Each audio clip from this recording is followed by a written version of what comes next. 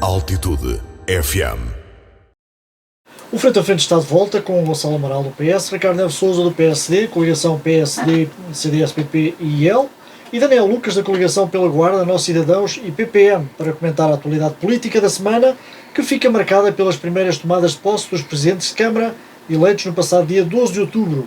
E um dado curioso que salta à vista é a média de idades dos autarcas do distrito.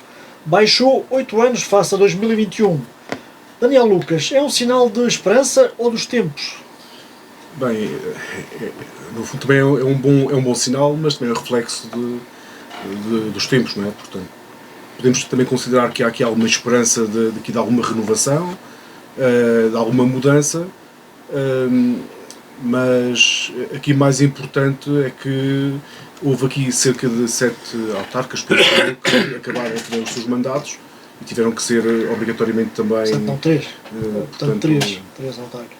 Que saíram, não é? Sim. Portanto, aqui o mais importante do que a renovação e do que, desta mudança de idades, portanto, é o que é que eles podem trazer, estes jovens autarcas, mas já com alguma experiência também de vida e experiência política, o que é que podem trazer, portanto, e trazem mais visão, mas também é importante trazer aqui humildade e que há uma estratégia também política para alterar aqui alguns paradigmas estão mais em quebra, estão mais parados neste momento, não é? E esta mudança pode ser interessante, mas contudo eu acho que é um reflexo mesmo de frutalidade de alguns autarcas, portanto, que vão saindo e outros vão entrando. Penso que é mais por aí. Portanto, não será tanto pela falta de experiência, porque alguns destes autarcas já vinham integrando os executivos municipais das respectivas câmaras. Será um sinal de, digamos assim, de motivação, de resiliência para as pessoas que aqui vivem... uma coisa que é importante, é que isto é sinal também que as pessoas não desistem, sobretudo do interior, não é? E destas cidades, portanto, e destas autarquias. Seria fácil, portanto, manter, se calhar, pessoas mais velhas, dar aqui alguma continuidade, mas vir jovens, portanto, a assumir estes cargos, eu acho que traz aqui é uma mais-valia, na verdade. Gonçalo Amaral, a mesma questão. Como é que vê este rejuvenescimento dos autarcas do distrito? Temos que ver aqui vários fatores. Efetivamente concordo em pleno com o que o Daniel acabou por dizer, e acho que é um ótimo sinal termos ou seja, nós temos que pensar que a média de idades baixou 8 anos, mas houve 4 anos, entretanto, desde a última eleição, ou seja, os autarcas que agora saíram há 4 anos também eram 4 anos mais novos. Ou seja, mas mesmo que seja este ganho de 4 anos em média, é bastante, em 14 câmaras. E isto pode explicar, ou parcialmente explicar, por vários fatores. Em primeiro lugar, temos a limitação de mandatos, que impede com que tenhamos, com todo o respeito que eu tenho pelos autarcas, mas como comumente eram designados os dinossauros. Ou seja, neste momento um autarca, nem que entre para uma Câmara Municipal com aproximadamente 50 anos, como alguns que temos aqui neste momento têm, no máximo aos 62 têm que sair. E é difícil termos aqueles autarcas com 70 anos, até com 80 anos, não é? Quase como tínhamos dos que acabaram por sair agora neste final de mandato. Agora, o que eu quero aqui salientar é duas coisas muito mais positivas. Em primeiro lugar, significa que continua a haver jovens a interessarem-se, e jovens com valor realmente a interessarem-se pelas suas terras, e que dão o seu contributo, e que muito bem as pessoas confiam neles e acabam por os eleger para dirigir os seus destinos. E por outro lado, nós temos que pensar também uma coisa: esta média de idades podia ser ainda mais baixa se a vida hoje em dia não obrigasse os jovens também a atrasar um bocadinho mais, não é a emancipação, porque os jovens acabam por se emancipar mais ou menos à mesma vontade, mas as dificuldades que hoje em dia a vida nos vai trazendo.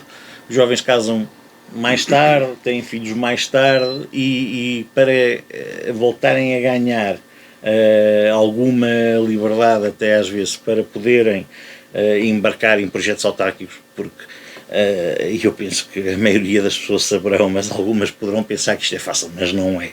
Estar na política é bastante difícil. e é muito exigente e exige muito de nós, mas pode fazer com que realmente, se calhar, não tenhamos jovens de 20, 30 anos com muita frequência a entregarem-se de corpo e alma a um projeto autárquico que pudesse levar a isto. Caso contrário, poderíamos ter ainda uma realidade ainda mais baixa. Ricardo Neves Sousa, é de certa forma surpreendente esta situação? Ou não? De certa forma mas antes de continuar, deixem-me só cumprimentar todos os presentes, cumprimentar também todos os nossos estimados ouvintes. Respondendo à sua pergunta, caro Luís, efetivamente eu julgo que esta situação de haver uma redução de 8 anos na idade média dos autarcas constitui um farol de esperança. Porque reparem, o autarca não é aquele que concorre ao emprego e depois fica. É alguém que se submete ao escrutínio de uma determinada população. E quando nós nos submetemos a um escrutínio muito mais abrangente, é natural que haja mais vozes concordantes, vozes discordantes, e, portanto, a exposição à crítica é muito maior do que noutro tipo de situação. Portanto, isto representa um farol porque se estas pessoas jovens com capacidades empreendedoras poderiam fazer vida noutro sítio, mas decidem ir para os territórios onde pertencem ou que lhes digam alguma coisa e submeter-se a este nível de exposição, se calhar aqueles que procuram outras paragens para trabalhar ou até querem sair daqui, se calhar deviam olhar para estes exemplos e dizer, se esta pessoa se submete a isto, se calhar eu também deveria enverdar pelo mesmo caminho, porque nós estamos num declínio populacional imenso e julgo que esta situação, por um lado, pode constituir esse farol de esperança. O caso mais paradigmático é Flávio Massano, que há 4 anos deixou Lisboa e regressou a Manteigas. Exatamente. Depois também dizer que hoje em dia as exigências do ponto de vista da gestão de uma autarquia são completamente diferentes daquelas que existiam aqui há uns anos atrás. Hoje em dia um autarca tem que ter competências digitais, coisa que aqui há uns anos não era necessário tê-las. Vamos lá ver, hoje também não é necessário que as tenham, tem assessores, tem um conjunto de técnicos, mas, por amor de Deus, quer dizer, alguém que está nesse nível de representação da população tem que ter também essa qualidade. E se calhar tem que as ter principalmente para conseguir chegar a Presidente da Câmara. Por exemplo, não, mas mesmo exercendo esse mandato também tem que ter esse nível de competências. Por exemplo, alguém tem que saber falar línguas. Se calhar aqui há 20 anos atrás contavam-se pelos dedos das mãos os autarcas do interior que falassem fluentemente inglês. E os do litoral? Não, mas eu falo daqui que é a realidade que eu conheço. Hoje, se calhar, contam-se pelos dedos das mãos aqueles que não falam inglês. Porque hoje em dia o território ultrapassa as fronteiras administrativas do mesmo. Os autarcas têm que se relacionar com outros concelhos, com outras regiões, com outros países até, e, portanto, é necessário um nível de competências que há uns anos atrás não se era exigido. E, portanto, estas gerações mais novas, de certa forma, já encarnam e incorporam essas competências e, portanto, julgo que isso é benéfico para os territórios que estão a representar. Depois também, estas novas gerações, elas rapidamente têm que ser mais do que apenas uma mudança geracional. Elas têm que ser líderes naquilo que é a dinâmica dos seus territórios. Portanto, estes novos rostos que agora aparecem, têm que, por um lado, têm que legitimar aquilo que foi o voto popular. Portanto, tem que se afirmar não só política, mas socialmente perante os seus cidadãos.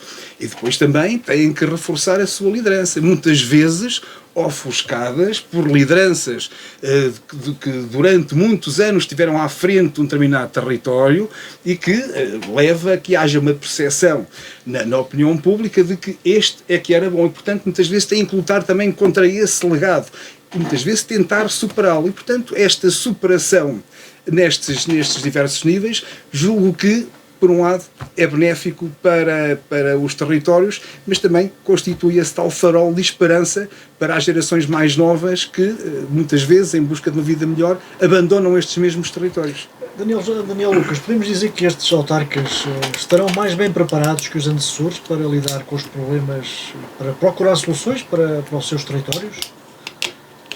à partida é gente mais qualificada, como já foi dito, do que anteriormente, seja na parte da gestão, também da parte das línguas, eu acho que é fundamental. Mas também trazem mais energia, não é? Portanto, eu acho que também é importante trazer mais energia, outro tipo de comunicação também para as populações, portanto, que chegam. Portanto, são pessoas mais próximas também, portanto, de uma forma técnica também acho que é importante. E no fundo, estamos a viver um momento que já se fala isto de uns anos para cá, que é importante que esta nova geração, portanto estamos a falar de uma geração até aos 55 anos, acho que podemos considerar como tal, que também traga novamente as pessoas, portanto, à política, não é? E está nas mãos desta geração, no fundo, conseguir fazer isso. E acho que é possível, da forma de comunicar, da energia, da parte mais qualificada, como foi dito, seja tecnicamente também e socialmente também é importante. Eu acho que sim, que é uma geração mais bem preparada. E prova disto estamos a falar do Bassano, não é? Lá de Manteigas, que portanto, deixou a sua vida em Lisboa, portanto ele é gestor, penso eu. Portanto, ele era CEO de uma empresa de tecnologias de informação. Portanto, com capacidade e que veio também para servir, portanto mais do que servir, foi para servir aquela população e tem conseguido fazer um bom trabalho. Gonçalo, num distrito, numa região marcada pelo envelhecimento da população e pelo despovoamento, estes jovens à frente dos municípios é um sinal de que há gente, ao contrário, contrariando essa ideia do despovoamento, há gente que continua a resistir e apostada em contribuir para o desenvolvimento da sua terra. Sim, exato, foi o que eu disse. Efetivamente, há pessoas que conseguem fazer com que as suas vidas voltem a passar pelas terras de onde saíram, e outras até que as escolhem, né? não sendo daqui da região, acabam por vir aqui e implementar-se cá, ou sendo aqui da região, mas não estão propriamente na sua terra, estão em alguma terra ao lado. E efetivamente isto leva-nos a pensar que com um bocadinho de boa vontade e um bocadinho com alguma criação de oportunidades possa realmente acontecer com mais gente e possam ser exemplo disso. Termos um Presidente da Câmara, eu sou sincero, isto pode ser uma opinião muito pessoal minha, mas termos um Presidente de Câmara mais novo que nós próprios, algumas pessoas até poderá parecer estranho, mas isto é quase como aos jogadores de futebol, peço desculpa aqui a analogia, nem gosto de fazer analogias com o futebol, mas houve um momento da nossa vida em que nós deixámos de olhar para os jogadores que eram mais velhos do que nós como nossos ídolos e começámos a falar dos garotos, não é? Agora está aí um garoto novo que vai aparecer, que é quando os nossos ídolos, os jogadores que admiramos já são mais novos que nós. E aqui no caso de um Presidente de Câmara, tal como de um Presidente Junto, ou de um vereador, ou qualquer outra autarca... Foi prova disso, o Gonçalo foi vereador, se calhar o mais jovem aqui da Guarda, não sei se fui o mais jovem, mas sim, se não fui o segundo mais jovem. Não sei se o Luís Poço ainda foi vereador mais jovem ainda do que eu. Talvez. Penso que sim. Eu acho que sim, mas sim, foi um grande desafio, não é? Foi um grande desafio. Agora, efetivamente, o que eu acho é que mesmo assim estes jovens poderão ter uma coisa que os autarcas, pelas razões da vida, se calhar não tinham há 30 anos atrás, há 20 anos atrás, 30 anos atrás. Que é, terão mais mundo, se calhar.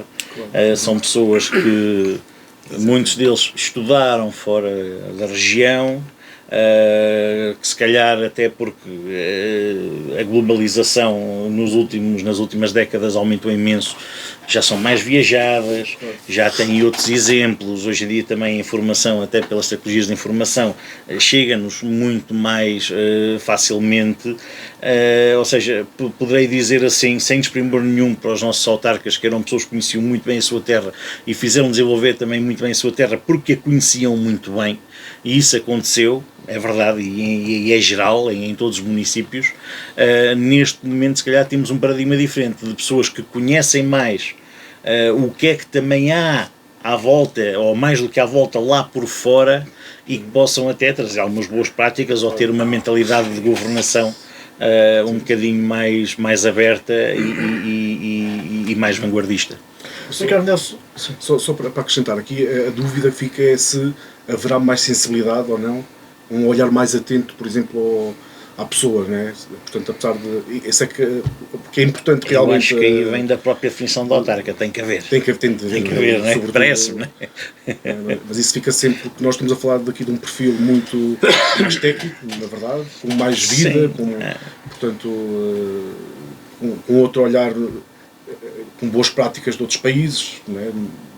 Mas depois também é importante a outra parte mais social, mais familiar, portanto, isso realmente pode ser importante, esse olhar. Ricardo? Eu há aqui uma coisa que o Gonçalo falou que para mim é importantíssima, é fundamental, que é a questão do benchmarking, do referencial das melhores práticas. E acho que estas gerações mais novas de autarcas, como o Gonçalo disse muito bem, têm em mundo. E é muito importante nós, nas nossas profissões, designadamente quem está à frente de uma autarquia, conhecer a realidade de outros países, porque há quem faça melhor do que nós e há até quem faça bem melhor do que nós. E, portanto, são esses exemplos que nós devemos perseguir e, com as devidas limitações, tentar de algum modo replicar nos nossos territórios. Portanto, só havendo um mundo, só havendo essa predisposição para conhecer outras realidades e importar dessas mesmas realidades o melhor que aí se faz, é que os territórios poderão, de algum modo, ser dinâmicos. E depois também a tolerância à resistência à mudança. Ou seja, a psicologia ou a sociologia podem explicar isto de uma forma científica muito melhor do que eu. À medida que vamos envelhecendo, a nossa tolerância à mudança vai sendo cada vez menor. Portanto, nós vamos sendo mais resistentes à mudança. Daí que, havendo este sangue novo, é natural que se quebra um pouco estas regras que, ao fim e ao cabo, estão de forma tácita instituídas. E, portanto, havendo esse afastamento dessa resistência, eu julgo que poderá haver lugar à introdução de ideias inovadoras que levem para um aumento da qualidade de vida dos territórios e das pessoas que os compõem. Daniel Lucas, portanto, esta semana começaram as tomadas de posse com Daniela Capelo, Flávio Massano, Jorge Ferreira em Gouveia, Virgílio Cunha em Aguiar da Beira. Qual é o principal desafio que os novos autarcas e os presidentes reeleitos vão enfrentar neste mandato, na sua opinião?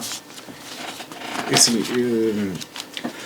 acho que é um outro paradigma que está aqui a acontecer e que nós não podemos descurar. Portanto, os autarcas só por si têm muito pouco margem de manobra para fazer tudo o que eles querem fazer. Portanto, é importantíssimo mesmo aqui alguma cooperação, portanto, para o desenvolvimento, e muitas das medidas realmente estão nas mãos do Governo Central, não é? Portanto, do Governo de Portugal, e ficam muito limitados. Porém, eu acho que é importante combater, sobretudo, o inverno demográfico, com promoção à natalidade, portanto, com várias ações de apoios financeiros, portanto, aqui haver negociação também com empresas para dar aqui algum ambiente familiar, portanto, sem prejuízo de ambas as partes.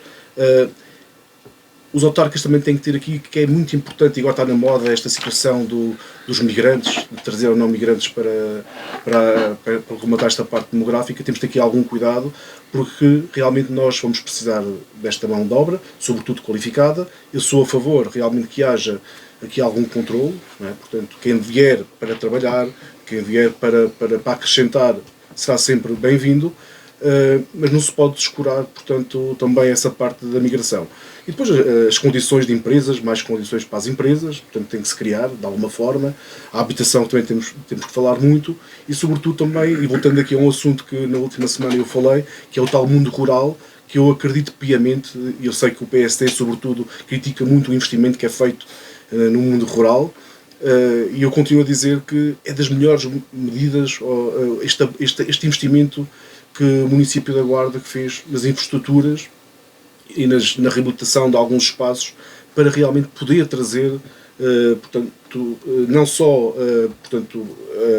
migrantes que venham, desloquem-se do país, mas pessoas de fora que queiram, portanto, habitar estas casas, portanto, e isso vai melhorar, sem dúvida, a qualidade de vida das pessoas e trazer mais gente. E eu acho que isso é o desafio maior, portanto, que as autarquias podem trazer, portanto, para os autarcas, não é?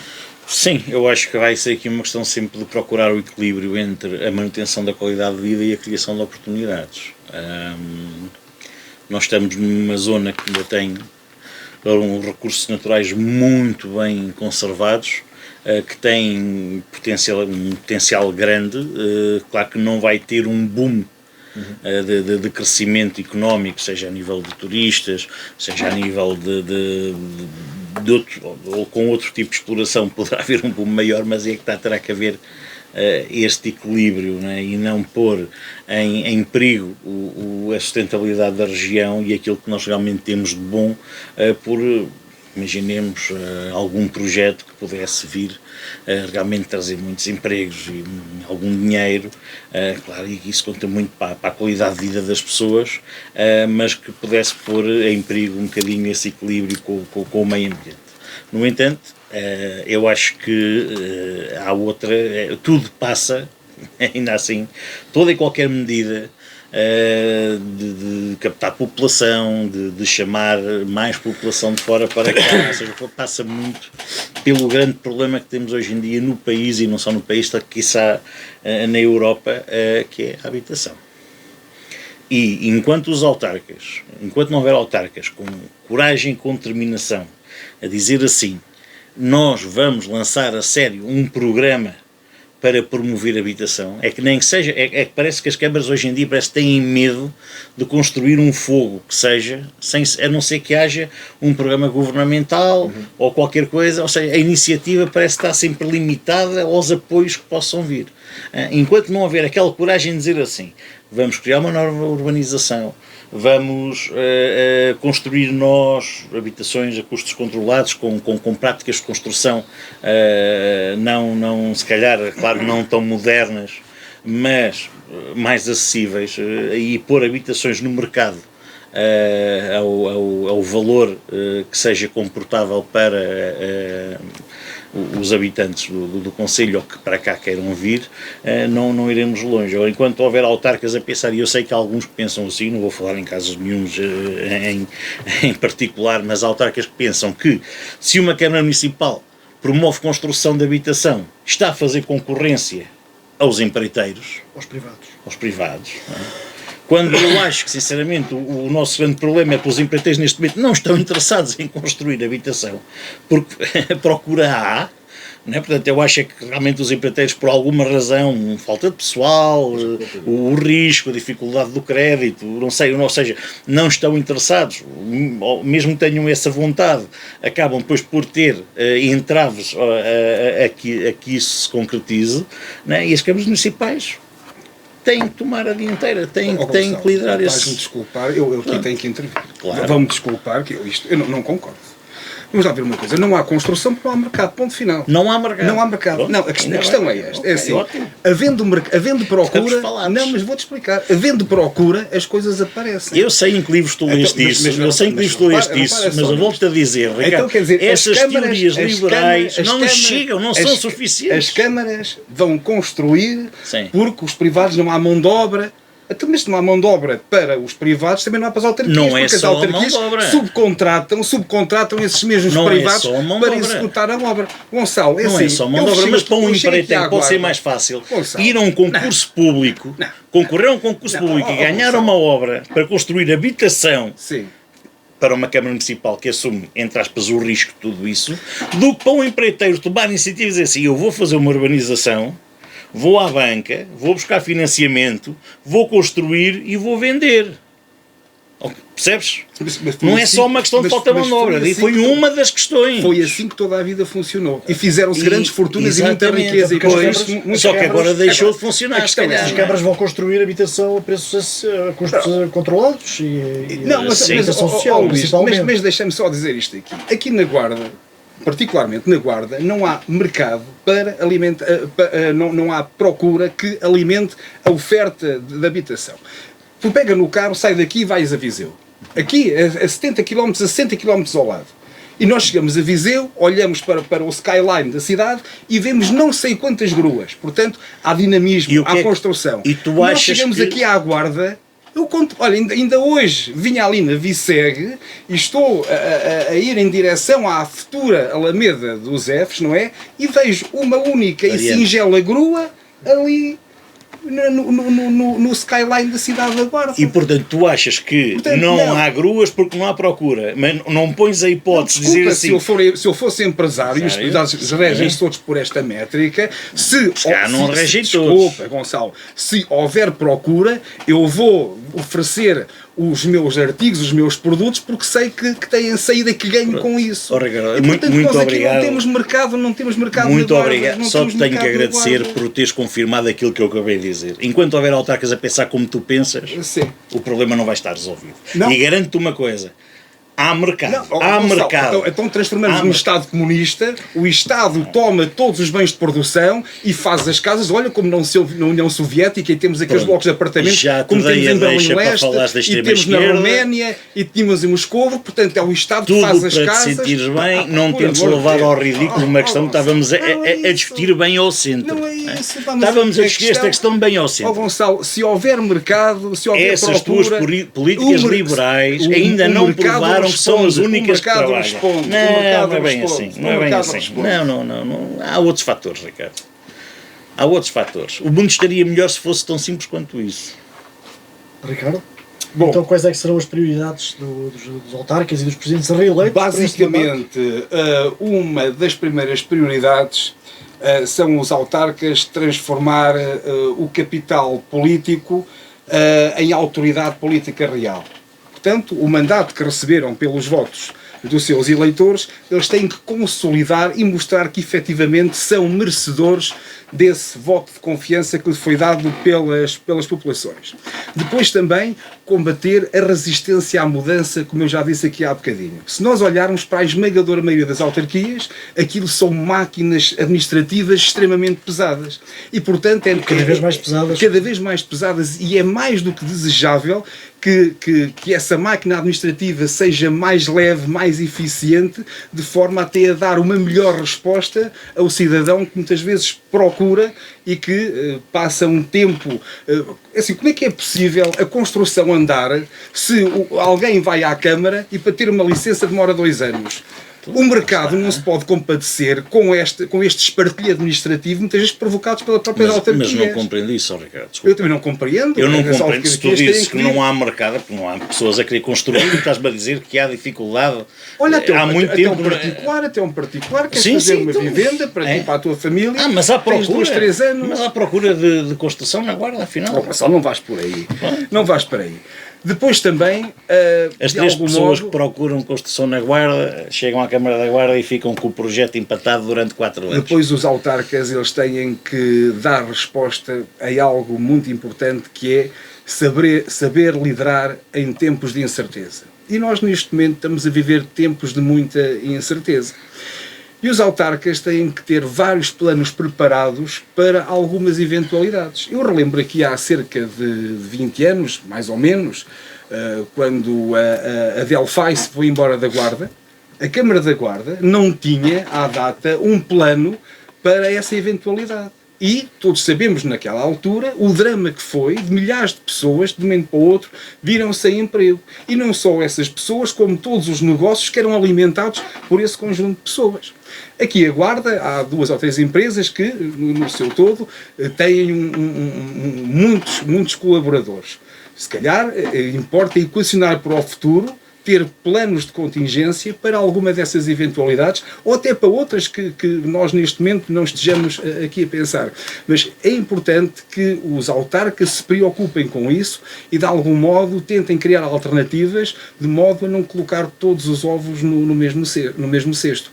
Hoje é imprescindível, mais do que a obra física, que muitas das nossas cidades e vilas já têm essa obra física, mas muitas vezes é aquele intangível, aquele salto disruptivo que leva a que as sociedades sejam mais dinâmicas, que tenham qualidade de vida e que sejam atrativas. E isso não obriga a que seja feita a estrada, ou o passeio, ou a conduta. Obviamente que isso é importante, é muito importante. Quer dizer, mas essas obras já existem, terão é que ser melhoradas e acrescentadas. Mas importa é melhorar a atratividade dos territórios para atrair investimento e depois esse investimento irá alimentar o crescimento naturalmente. Essa é que deve ser a preocupação central de um autárquico. Daniel Lucas, na última semana ficámos também a saber que o plano de revitalização do Parque Natural da Serra da Estrela, anunciado na sequência do grande incêndio do verão de 2022, é uma mão cheia de nada, dizem os próprios autarcas. Isto é culpa de quem, Daniel Lucas? De uma forma muito direta, acho que é do governo, não é? Portanto, não continua a adiar a abertura dos avisos, portanto, para as intervenções necessárias. Acho que os municípios fizeram o seu trabalho, com projetos, mas não conseguem, portanto, avançar com nada enquanto essas aberturas não for possível. Não é? E temos aqui o risco de quando abrir esses concursos, ou a abertura, portanto, para essas candidaturas, tudo o que já foi projetado, até haver aqui algum tipo de inflação, vai prejudicar a própria as candidaturas. Portanto, acho que é um problema sério que nós temos. É mais uma oportunidade perdida para a região?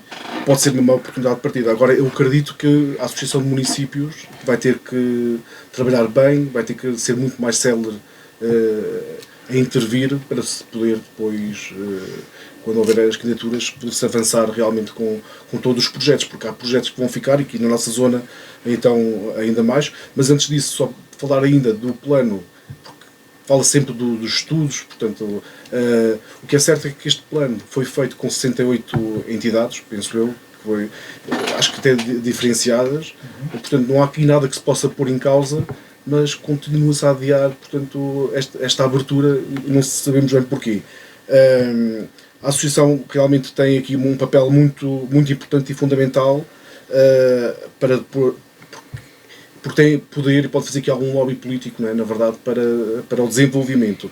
Aqui o que está em causa, portanto, aqui nós, a Estrada Verde pode ficar em causa, a barragem do Planalto de Videmonte, centros de interpretação, seja a Cestaria de Gonçalo, Cobertor de Papa, portanto, em Massainhas.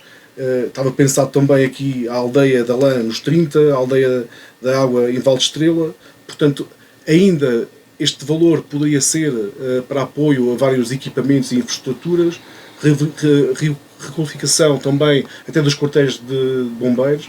Isto pode ficar tudo em causa se não houver aqui uma pressão mais política para este desenvolvimento. Portanto, acho que é complicado e acho que tem que haver aqui muito mais respeito, respeito mesmo pelo interior, se calhar menos estudos, mais ação, mais cooperação e respeito pela comunidade. Mas tudo começou mal logo desde o início, uma vez que o plano tinha uma dotação alegadamente de 155 milhões de euros, o governo de António Costa caiu, houve eleições e quando chegou o governo de Luís Montenegro não havia dinheiro, aparentemente não havia dinheiro, e apenas uma dotação de 1,5 milhão de euros. Isso é um mau sinal à partida. É um mau sinal à partida. Que alguma coisa não está bem. Exatamente, portanto, há aqui situações que não se conseguem entender, não é? Planeia-se, promete-se e depois não se passa daí.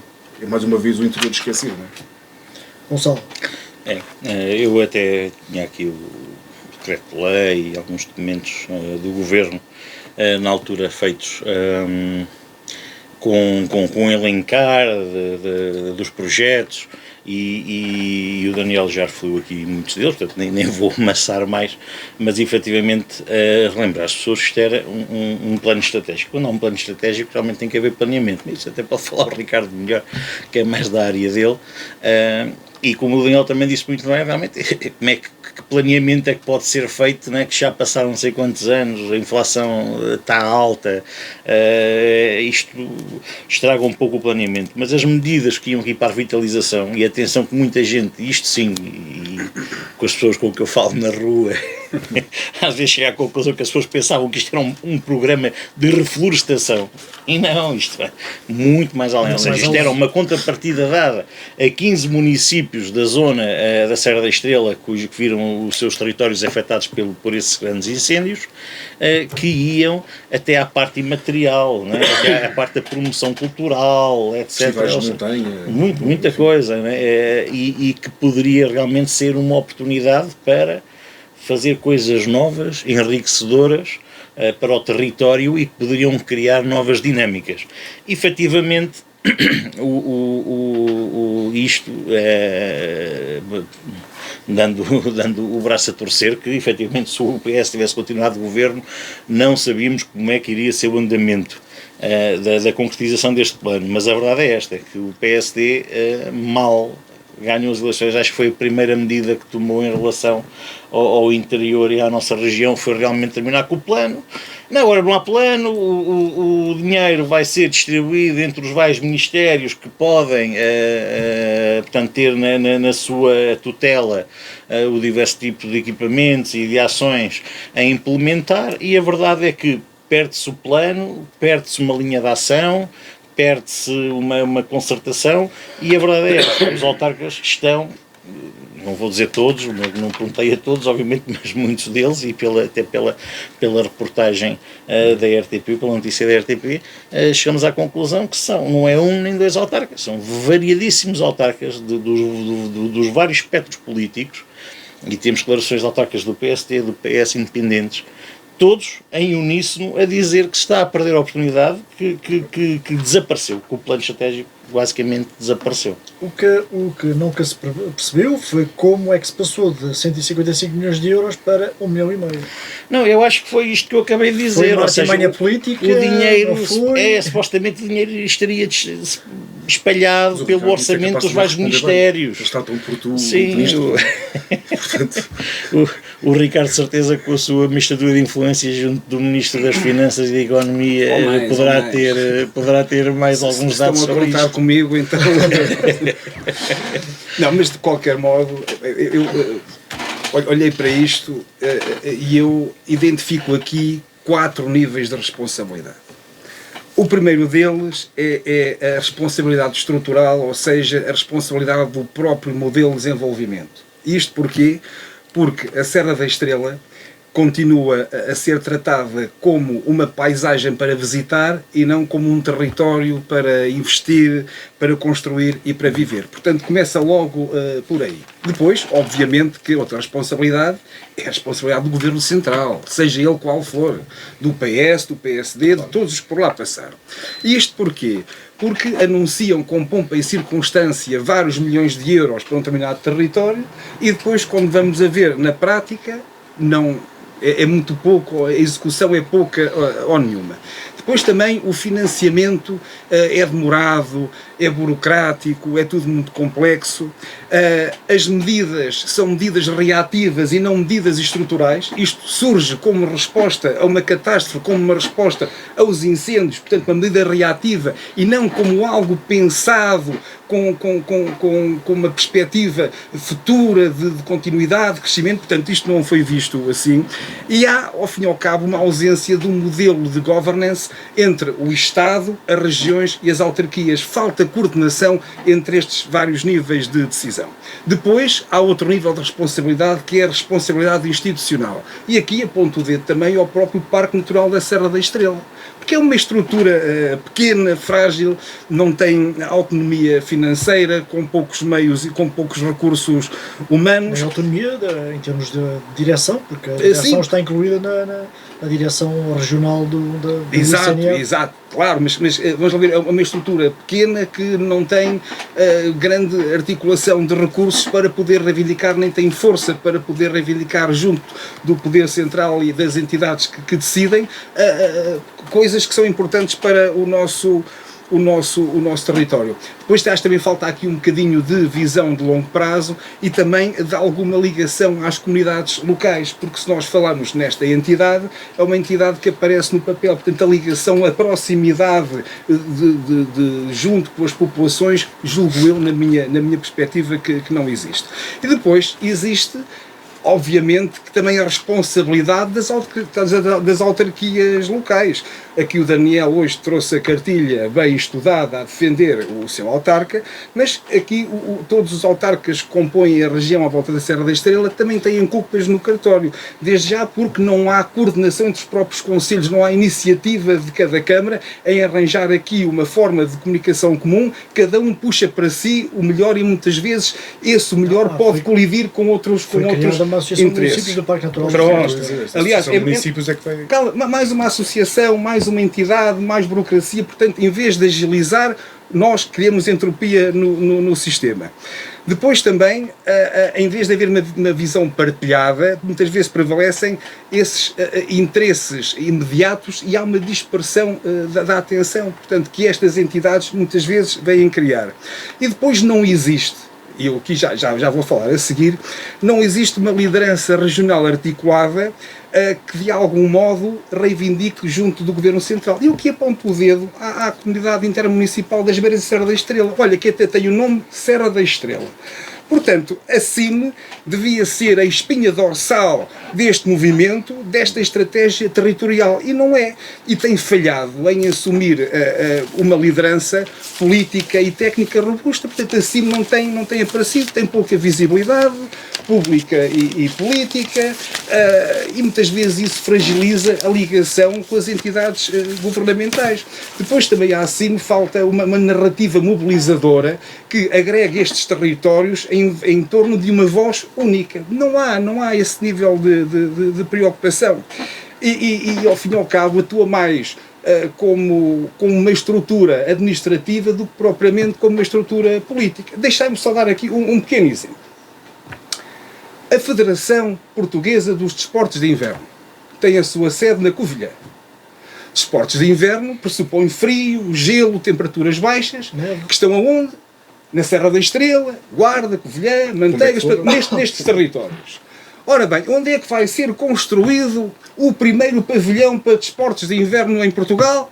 No Seixal, portanto, essa localidade onde há graus no inverno, temos graus negativos, neva, quer dizer, é a mesma coisa que eu agora escolher para a sede dos Jogos Olímpicos de Inverno a praia de Miami. Quer dizer, não faz sentido nenhum.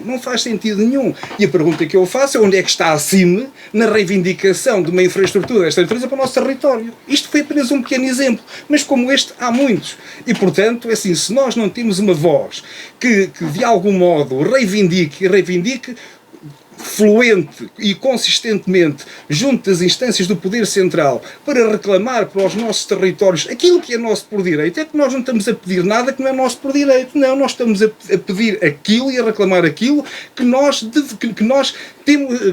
temos necessidade de ter e que é nosso por direito próprio. E, portanto, tem que haver uma entidade que se sobreponha a todas as outras e que seja a voz desta região. E isso não tem existido. E, portanto, quando não se fala uma só voz ou não se fala sequer, é natural que o Governo Central muitas vezes faça a gestão a seu belo prazer sem olhar para aquilo que realmente importa. E quanto ao mistério do financiamento?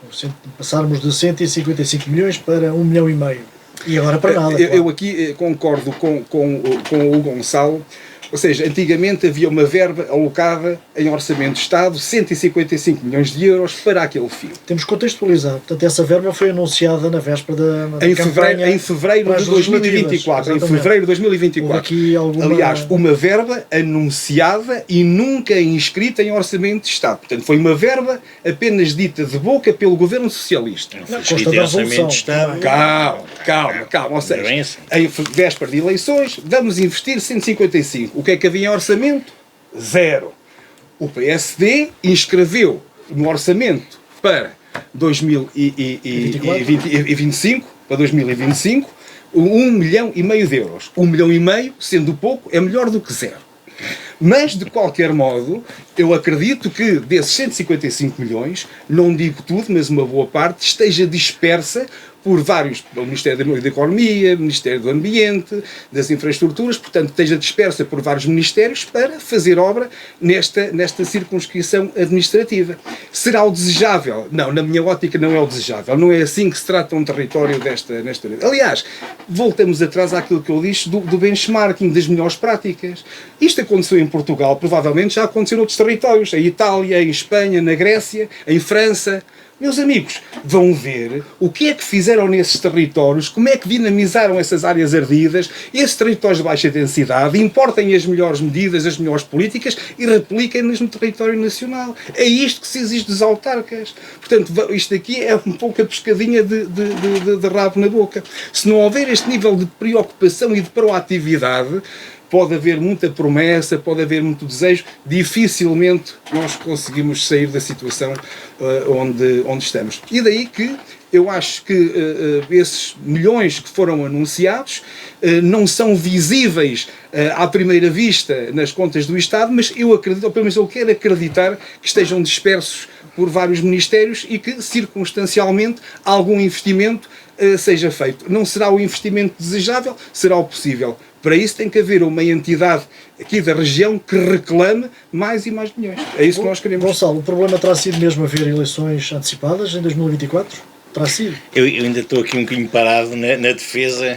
que o Ricardo consegue fazer da questão orçamental de 1,5 milhão do que o PS inscreveu no Orçamento de Melhor Estado. do que zero. Mas efetivamente, e daí eu também logo ter dito que nunca saberíamos se o PS tivesse continuado a governar como é que teria sido a execução deste plano. Mas disso eu sim, quase tenho a certeza que a execução desse plano não seria acabar com ele. Não seria acabar com ele. Poderia não aparecer logo os 155 milhões de euros, podia haver dificuldades, mas é assim, os 55 milhões de euros estão legislados, pronto, é uma medida do Conselho de Ministros, está bem definido quais é que são os fontes de financiamento, está bem definido quais é que são os programas europeus onde se podem candidatar os diversos eixos que o programa tinha.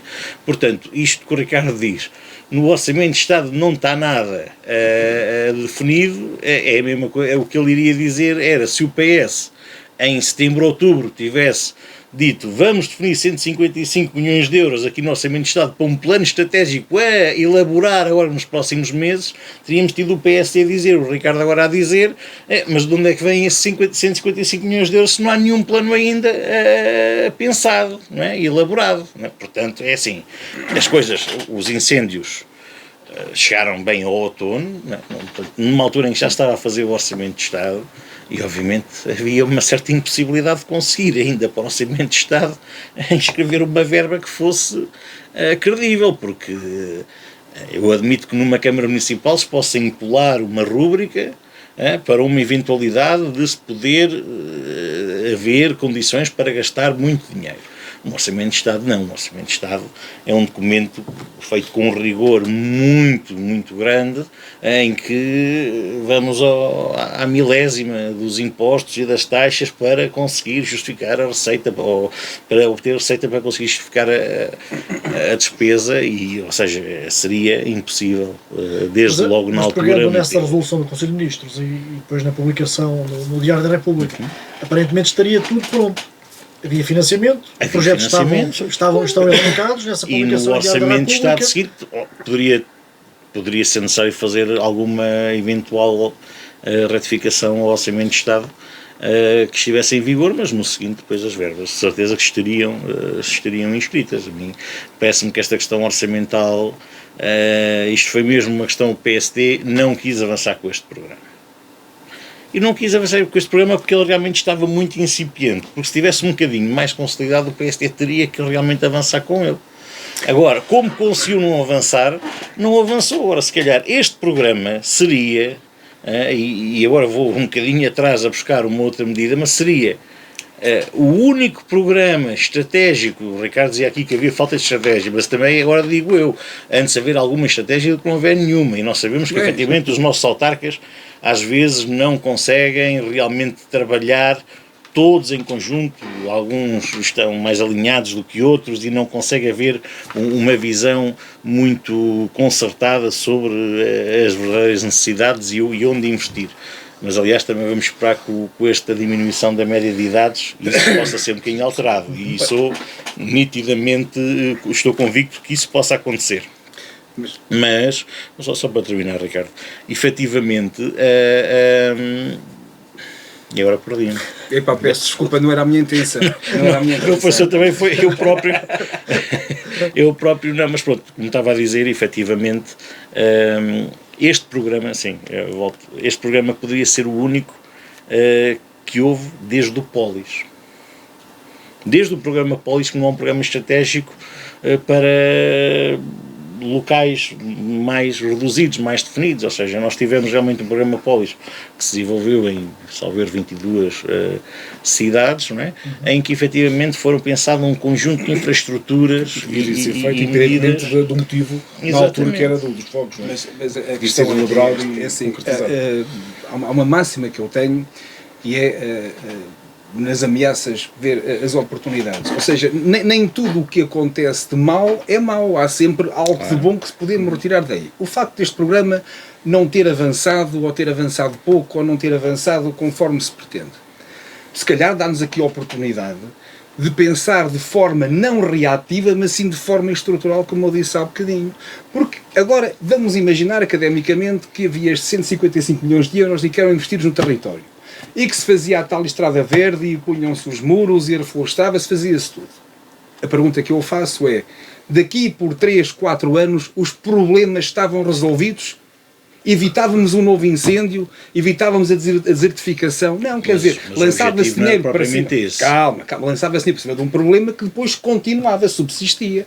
Então, já que se vai gastar dinheiro, então que se procura, e aliás, procurar já se encontrou qual é que é a raiz do problema ou as raízes dos problemas e, portanto, atacar isto de forma estrutural. E se tiverem que gastar mais dinheiro, que o gastem, porque no futuro isso vai gerar dividendos. Portanto, se isto está assim de uma forma ainda incipiente, é bom que o Governo Central olhe para esta região como uma região de oportunidades, até não só do ponto de vista turístico, mas também logístico e de proximidade com um país europeu como é a Espanha.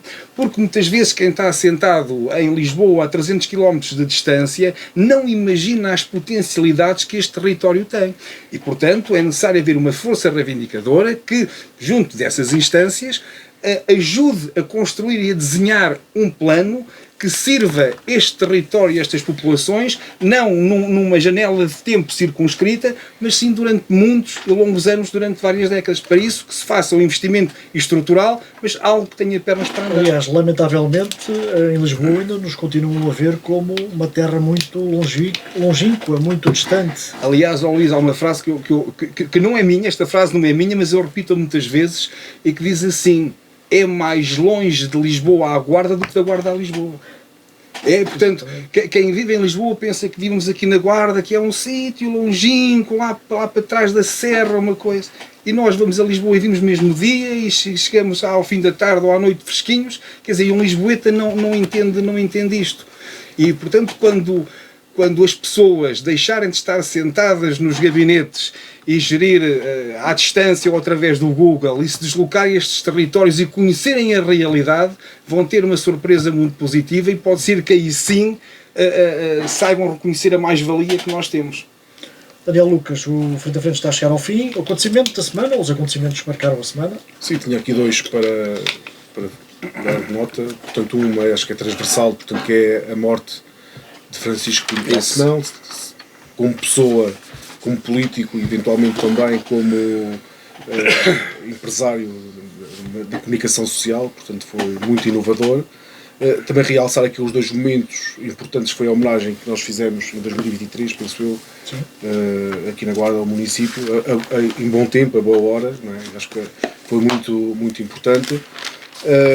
E dizer também que o município, através do nosso presidente da Câmara Municipal, foi à missa de corpo presente a representar os 40 mil guardenses, no fundo, independentemente da cor política ou que se goste mais do senhor pela parte da comunicação ou como da parte partidária, portanto, teve presente.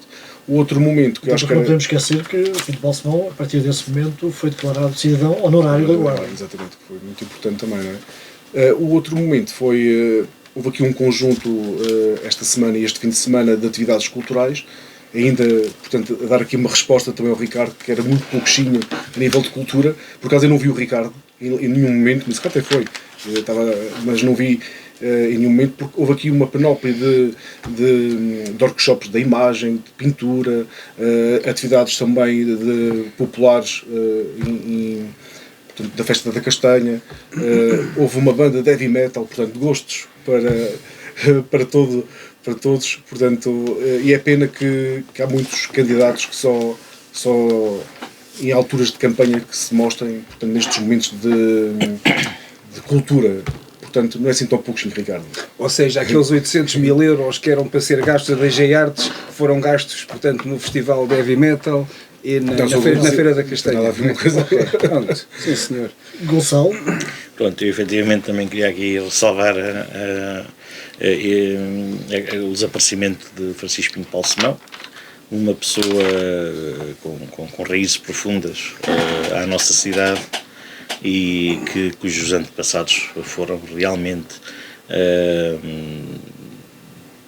pessoas que influenciaram muito e que fizeram progredir a Guarda noutras alturas, em algumas situações essenciais à qualidade de vida, como era efetivamente até a eletricidade, né, que terá sido a mais conhecida, embora não a única, mas efetivamente Francisco Pinto Paulo Simão foi um homem incontornável na história do Portugal mais recente, mais contemporâneo, seja pela sua atividade política, foi primeiro-ministro, e seja também pela sua atividade como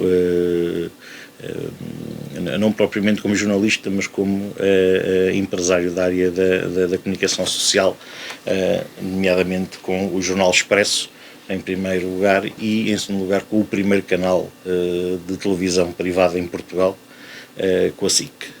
Portanto, a minha sincera homenagem à pessoa e ao legado que nos deixa. Mas também, peço desculpa, mas queria aqui também salientar que ter 85 mil pessoas a votar na presidência de um clube de futebol é notável, e demonstra que temos realmente algumas áreas em que ainda temos muita vitalidade. E este recorde mundial batido, esmagado pelo Benfica, né? Anteriormente era posse do Barcelona, mas com um pouco mais de metade do número de votantes que o Benfica agora teve, realmente mostra que os portugueses também, quando querem, não é por sermos um país mais pequeno, com menos população e até muitas vezes em comparação com menos recursos, que não deixamos de conseguir, quando nos empenhamos, não conseguimos contribuir para coisas grandes. Embora isto aqui foi apenas um recorde numa votação, mas isto pode ser estendido a outras áreas que demonstram realmente a força e a paixão do português como móvel da sua vontade e da sua ação. Oxalá a política fosse assim tão mobilizadora, não é? A política, felizmente, também tem sido mais mobilizadora. Isto é um facto. Eu lembro-me de haver muitas discussões no passado em que se dizia que a abstenção estava a crescer imenso, que cada vez havia menos gente a votar, e nos últimos atos eleitorais temos tido cada vez mais gente a votar. Portanto, acho que isso também é sinal de algo. É sinal de algo que os portugueses realmente demoraram 50 anos a abrir os olhos e dizer assim: calma, que a liberdade foi conquistada, agora temos eleições, no início votaram muito, depois parece que deixou de ser novidade e perderam a vontade, mas agora estão-se a consciencializar que é muito importante e é um dever que têm de dar a sua opinião, e que quanto mais gente votar, parece que o voto de cada um até tem menos importância, mas na verdade ganha a dimensão do conjunto de votos. Portanto, isso aí também é de ressalvar. E Ricardo, os acontecimentos da semana? Os votos, não é? Que alguns votam mais. Mas conforme a antiguidade, pois é, efetivamente. Ricardo, os acontecimentos da semana? Dos acontecimentos eu destaco dois, um passado e um futuro. O passado, obviamente, não podia deixar de manifestar a minha solidariedade à família e aos amigos de Francisco Pinto Balsemão, por todos os motivos que aqui foram invocados e que eu vou novamente nomear: a profunda ligação à Guarda, foi um grande empreendedor da comunicação social, do Expresso, do SIC, mas, acima de tudo, porque foi o fundador do meu partido. É o militante número 1 do PSD, o indivíduo que, juntamente com Magalhães Mota e com Francisco Sá Carneiro, fundaram este partido, que é um dos principais pilares da democracia portuguesa, e é alguém a quem devemos muito, não só do ponto de vista social, empresarial, profissional, mas também do ponto de vista político, porque foi o fundador de um dos partidos mais representativos da sociedade portuguesa. Depois também gostaria de realçar que no próximo domingo, dia 2 de novembro, vai ser a tomada de posse dos órgãos autárquicos da Guarda, às 5 ou às 5h30, às 5 horas na sala da Assembleia Municipal. Julgo que é um momento marcante do ponto de vista da nossa democracia. As pessoas vão ser nomeadas para um mandato de mais 4 anos. Espero que todos, nos quais eu me incluo, possam ter uma visão mais conciliadora e que coloquem os problemas e as necessidades da Guarda acima daquilo que muitas vezes é politiquice e aqueles interesses, enfim, mais comezinhos. Portanto, que tenhamos elevação neste mandato que se inicia brevemente e que todos, unidos, lutemos por uma Guarda melhor, mais dinâmica, mais desenvolvida e muito mais projetada no panorama nacional. Muito bem, o Frente a Frente fica por aqui, mas tem reposição esta terça-feira na Rádio Altitude a partir das 2 da tarde. Nós estamos de regresso na próxima segunda-feira. Obrigado a Daniel Lucas, Gonçalo Amaral e Ricardo Neves Sousa. Tenham uma boa semana. Obrigado a todos, uma boa semana. Uma boa semana e obrigado a todos. Muito obrigado.